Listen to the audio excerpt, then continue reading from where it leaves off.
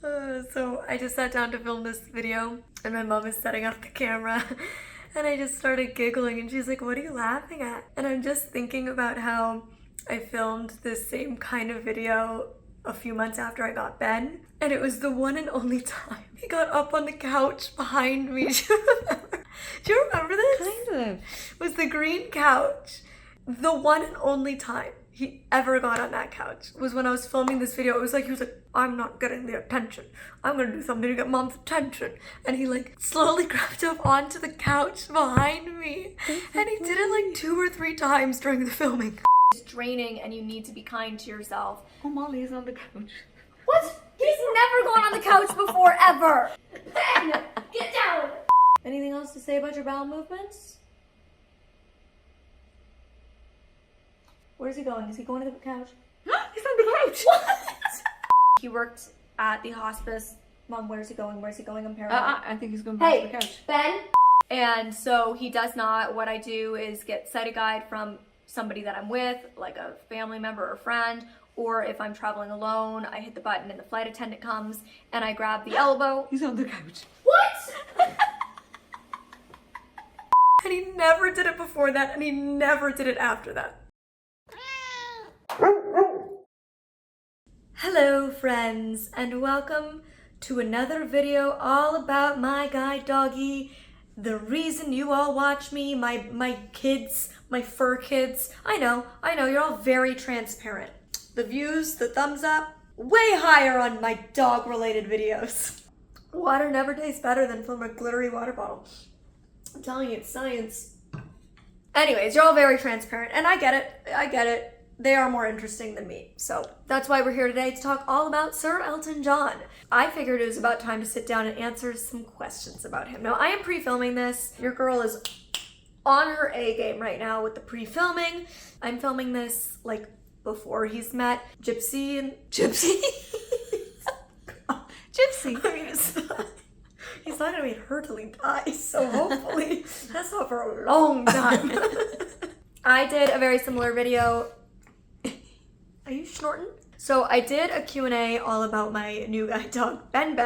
Whoops. Every time I film, he wants attention. Like, you put your toddler down in their playpen and they've got all their toys. I don't know what I'm talking about. I don't like kids. I don't spend time with them. They're fine from a distance. Somehow kids are always wet, sticky, hungry, or crying. You were a child once. I know, and I regret it. I'm sorry I ever did that to you. Someday when I have a child, somebody can create a montage of all the moments I said I didn't want kids. Oh Lord, this video's off to a great start. Anyways, I feel like he's like a child where like every time you put them down, you're like, okay, I'm gonna just like check a few emails now and like write the grocery list. They are like, "Mommy!" You know, like that's Elton. Every time I'm like, okay, I'm just gonna film a quick TikTok. "Hey Mom!" And I'm like, "You were just napping for 45 minutes." And he's like, "I'm awake now." I heard you wanted to film. I'm like, okay, so I did a video like this with Ben when I brought him home and like just answered questions about him, and it's been probably about the same amount of time from when I don't know what to say. Welcome to the video. It's a Q&A about my guide dog. That's it. That's all. Should we get into a question that Thank might you. focus Thank you? you. Please save me. Okay. I asked on Twitter and on my Patreon. Shout out to my patrons. Patreon.com/MøllerBurke. Kate, have you felt a difference in the way that Elton guides than the others? Every dog is different. There's nothing like distinctly different that I could say, like, and obviously in many other ways, yes, but in his actual guiding, no. What I would say is he is the most passionate about targeting. That's his favorite thing in the world to do. If I ask him to target something, he is noticeably very excited and happy to do so, and extremely proud of himself when he actually reaches that target. For those who don't know, targeting is a term used to explain what guide dogs are trained to do when they find something, so when they locate something. So targeting would be when I ask him to find the chair, find a door, find stairs, find a curb. And then I've also taught him other things because he loves to target so much. I've trained him to find the post, so he takes me to the place where the tactile button is, so I can push the accessible button to cross streets. I've taught him to target keypads. My compound that I live on. It sounds weird to call it a compound, but what else would you call it? Your compound? What compound? This This is not not a compound. What is it? It's an apartment. No, it's it's like there's 4. Oh, there's yes. like multiple buildings. Yeah, there's a on it. compound. Yeah. This is not a compound. Yeah, it's a I compound. thought you meant the apartment. I was like, it's just an apartment. No, the whole thing is a Complex. But it's more than whatever. There's like multiple. It's called resort style living, but it's like a gated community. So there's keypads that you have to type in passwords to everywhere you go, constantly. And so I have trained him to target the keypad. So I just say find the keypad, and then he takes me directly to where I can type in the code to get in to each separate area of this complex. Compound.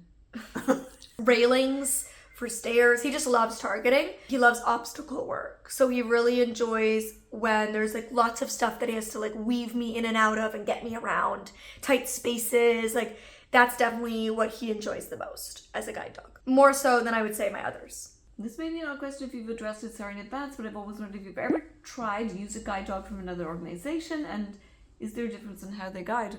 So by the time I'm filming this, that video isn't out yet, but by the time you're seeing this, it's very much been out for a long time. Back in June, I filmed with the Try Guys. Yes, this was pre-filmed everything that happened. My video with them was actually supposed to come out in early October, but you can understand why that didn't happen. Bless their souls. I absolutely love those boys. I've always been closest with Zach. Like, I was never close with he who shall not be named. I don't want to talk about it. Anyways, I'm not going to delve into that anymore because I could, but I won't. So, that video, I worked dogs at Guide Dogs of America, and I worked 2 different dogs. I also did, this is very much not allowed, but like one time I walked like 5 steps with my friend's guide dog who was from Canine Vision. So my most experience is with the Guide Dogs of America. Their training is slightly different than Mira, but definitely more similar to Mira than some schools. Mira and Guide Dogs of America both do more of like a hybrid training approach versus like a pure positive training approach. So in that way it was similar, but the commands are different. Obviously they were in English, so that was weird. Anyway, just go check out that video. Anna asked me about being on vocal rest and how it affects me training with Elton because he's mostly verbal commands. Anna is from my Patreon, so she's been hearing a lot about my vocal rest. I haven't talked about it much on here, but I've been struggling a lot since June with my voice, and I've been trying to be on as much vocal rest as possible when possible. And yeah, training with Elton has made that very difficult because I communicate with him and the rest of the world mainly verbally. And I've noticed something about myself, and that is that when I'm talking to sighted people, I give verbal responses even when they're not necessary. And I think it's because that's how I interact with my blind friends, and it's also how I would like people to interact with me. For example, when I'm having a conversation with somebody, most sighted people would show they're engaged by like nodding. I go, like I make a vocal noise because that way somebody can hear that I'm engaged, and I like when people do that for me. I will say yes or no instead of just like nodding my head. And so I'm a very vocal person with how I communicate, and also that's how Elton was trained. That said, he does also use some hand gestures. For example, to sit, it's palm up, raise it from the ground to the ceiling. Lay down, palm down, bring it down. Forward, you sweep your hand forward and brush the back of the ear. Left, you go left in front of the face. Right, you go to the right with your hand. Turn around, 2 taps on the thigh. So there is lots of hand gestures. So I try to use those as much as possible. But yeah, vocal is mostly how I communicate. Tara May from my Patreon asked me about if there was any moments that kind of felt extra healing since I got him or unstoppable. And what I can vividly remember is the day that I say we became a team. And it was in the week, the 5 days that my trainer came out to LA post-training. And it was the second last day, I think. And we went to my favorite mall in LA, which is the Century City Mall. There was just something about that day. There was something about having him in my home environment in a place that I went to so many times with Gallup and twice with Ben, and seeing how great he was. And because he loves targeting so much, like, oh my God, escalators. I've never met a dog that loves escalators more than this dude. If you tell him he's going on an escalator,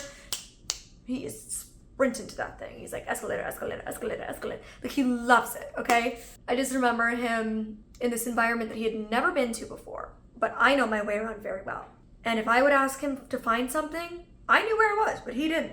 But he would find it like that. I just could see us living our lives together. Like, I could see how in the real world, outside of this bubble of training, he could be my guide dog and he could really help me. And that was my most favorite memory of us together so far. It was the first day I felt like it was real. Like, he was really my dog. This question is basically asking if I've had any issues with off-leash dogs coming up to my dog. Yes, all the time. You're not allowed to have your dogs off-leash in our complex, but many people do anyways.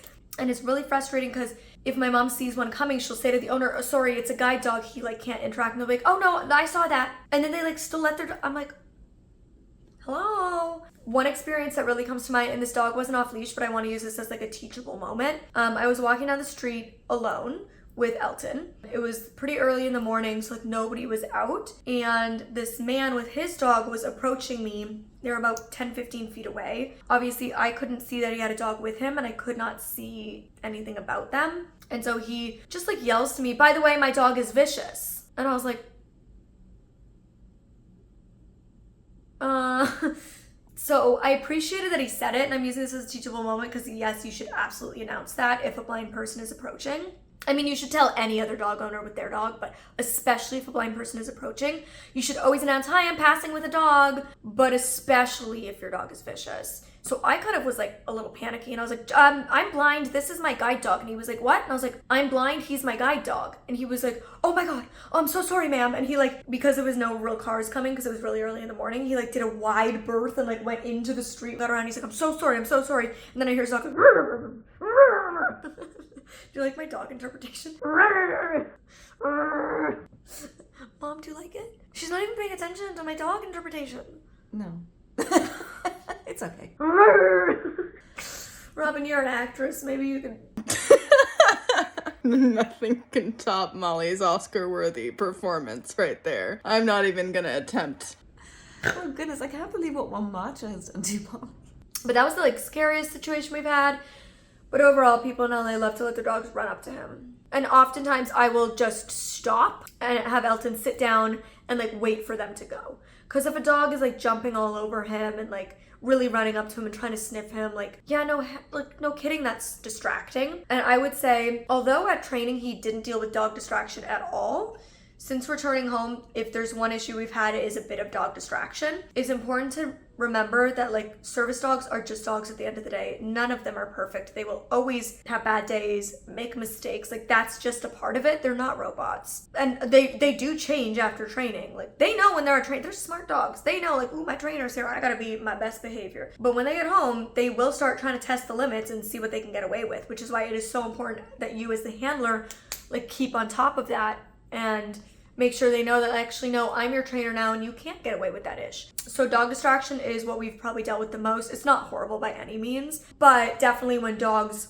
approach him like that and are like jumpy all over him, he will lose a bit of focus. So I'll just have him stop and I just wait for them to like get away and then I'll have him continue. This question is asking if Elton John gets on the bed or if it's too hot for him to get on there and cuddle in LA. He does not get on the bed, and that is purely by his choice. Something I have come to learn about my sweet, sweet boy Elton John is that he is a major rule follower, probably the biggest rule follower I've ever met. And when I've discussed it with him, he's like goes on this like tangent about how like morals and values and it's like rules are the pinnacle of society success and like things all go to hell when people just don't follow the rules. And it's like this whole, he's very into it. So yeah, he's a rule follower and he does not like to break the rules in any capacity, which is fabulous. Don't get me wrong. Like, that's like the dream. I have realized he is not at all food motivated. He is very much praise motivated, which is my ideal type of dog. I am not the girly who likes to carry around kiblets and bits. It's just not me. Look, I am here for fashion. I am not here for kiblet remnants all over my hands with slobber and fishy scent. He eats salmon. No, I'm not here for it. Look, I'll do it if I have to, but I don't prefer it. And Gallop was not food motivated at all. I literally basically never did food rewards with him because it just didn't make a difference. That's like Mira's not a pure positive, right? A lot of pure positive training relies very heavily on treats and food rewards. Mira's doesn't. Some of their dogs get that lab gene and are very food motivated. Like Ben was very food motivated, so I needed to keep up treats more with him. But Elton is more like Gallop, got that burner energy, not food motivated whatsoever. So I've been able to wean him off treats almost entirely, unless I want to teach him a new trick or a new skill. He doesn't really get treats, and that fully works for him. All he wants to do is be a good boy, and I call it his good boy behavior. Like whenever he does something good, I'm like, that was a good boy behavior. That was a good boy behavior. And he's just like, wiggly butt, like he's just so happy to have done a good boy behavior. That's really what drives him. And even his puppy raisers said that, and his trainers said that, both said that like he really wants to please. He really just wants to know that he did the right thing and he made you happy. And for me, that's ideal. So I do not have to give him food to motivate him. But all that to say, he likes to do what he deems is the right thing, or what he's been told his whole life is the right thing. And what he's been told his whole life is the right thing is not getting on the bed. I really worked with him to get on the bed, and I finally got him on the bed, but it was quite clear, to be honest, that he was doing it to please me, not because he actually enjoyed it or wanted to. He would get up for very brief time, usually distract himself by like licking his crotch, and then jump down. Nice. Yeah, it wasn't ideal. He like didn't want to be cuddled because he would get too hot, because he's my first long-haired guy. So he just didn't like it. Like he didn't enjoy it. And I was like, I'm not going to force him to get on the bed if he doesn't enjoy it. And the moment I stopped like actively asking him to get on the bed, he has never once gone on the bed again. If he's not happy and it's not an enjoyable experience and all he does is get up, lick his crotch and get down, it's not very fulfilling for me either.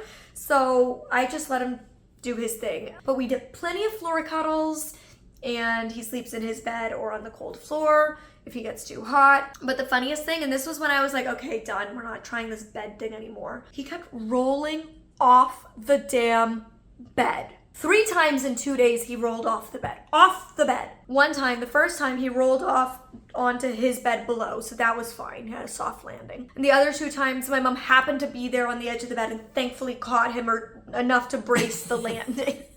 It's like the dog just straight rolled off, like tuck and roll. No sense of the bed. He had no concept of like bed off the ground. I could fall and hurt myself. So I was like, okay, now at this point, it's actually just getting dangerous. Like not only does he really not seem to enjoy this, but it's just dangerous at this point, and I'm getting zero fulfillment because I'm getting less puppy cuddles on the bed than I get when I join him on the floor. So all in all, no, he does not get on the bed. Do you remember when you rolled off the bed? That was silly, wasn't it? He constantly wants belly rubs. He's a belly rub boy. That's his love language, is belly rubs. Beatrice from Patreon asked pros and cons of long hair and does he bark? Funny enough, he is more vocal than all my other dogs.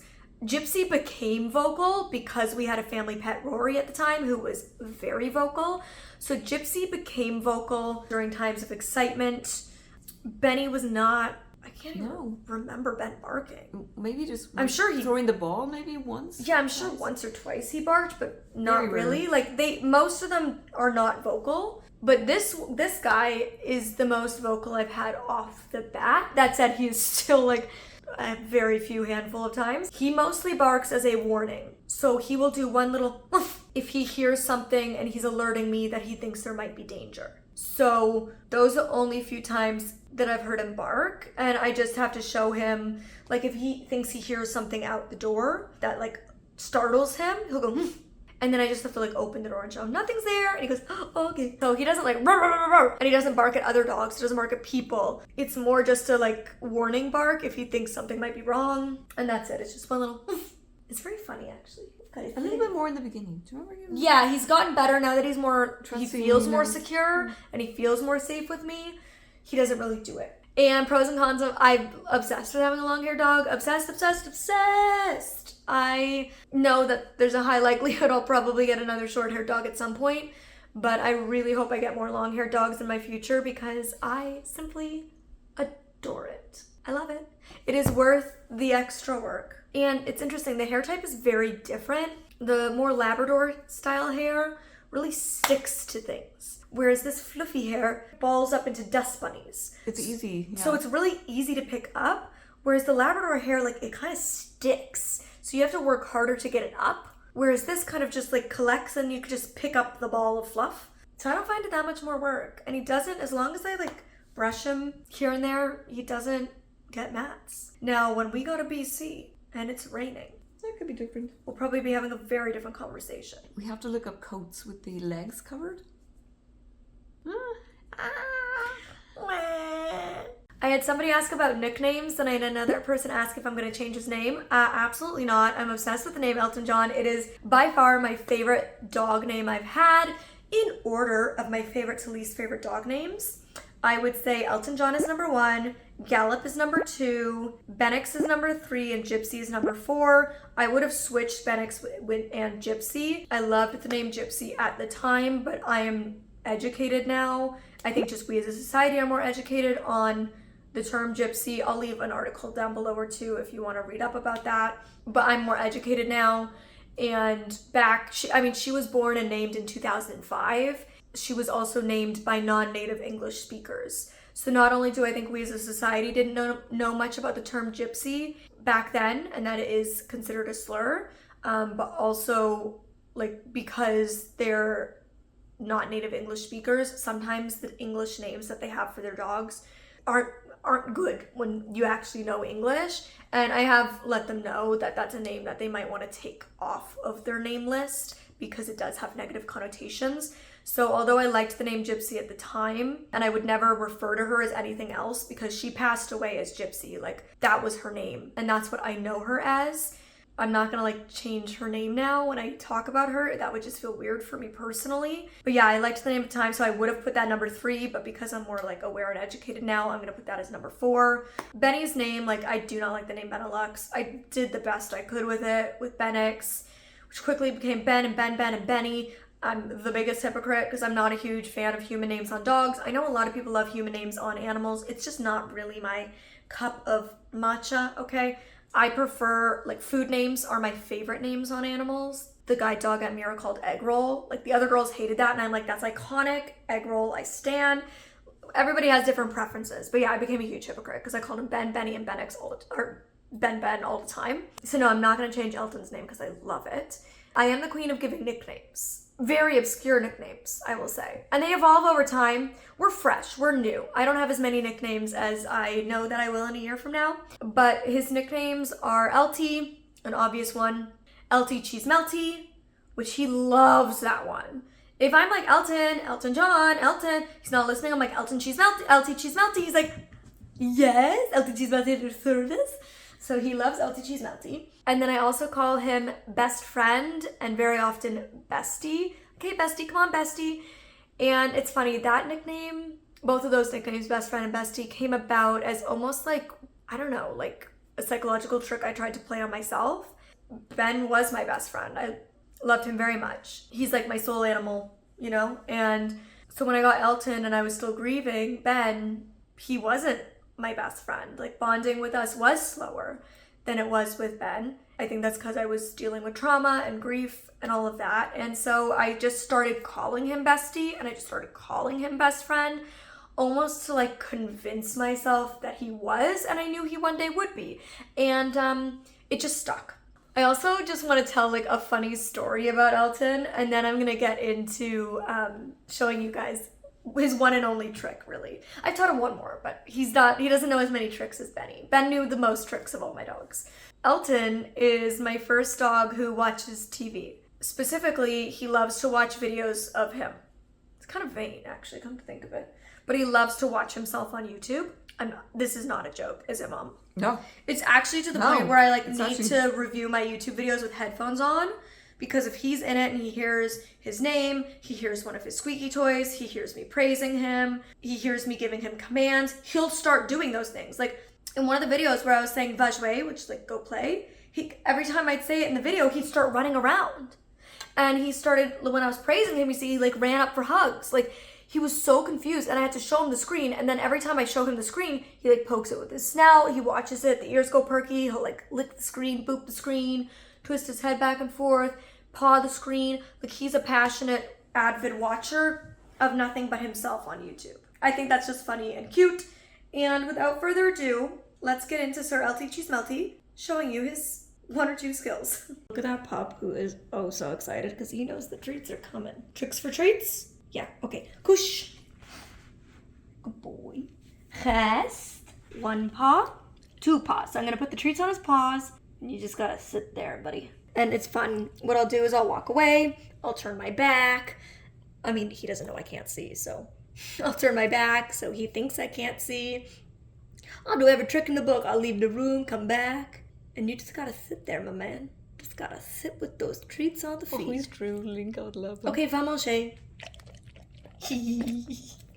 So good. So cute. I tried yesterday to do it with one on his head and one on his snout. That was not gonna happen. He was very confused. He was like, what are you doing? And he kept knocking them off his head accidentally. So I don't know how to get that one to happen. But he's so good. I mean, I'll just leave his tin of food open as I walk around, like completely forgetting.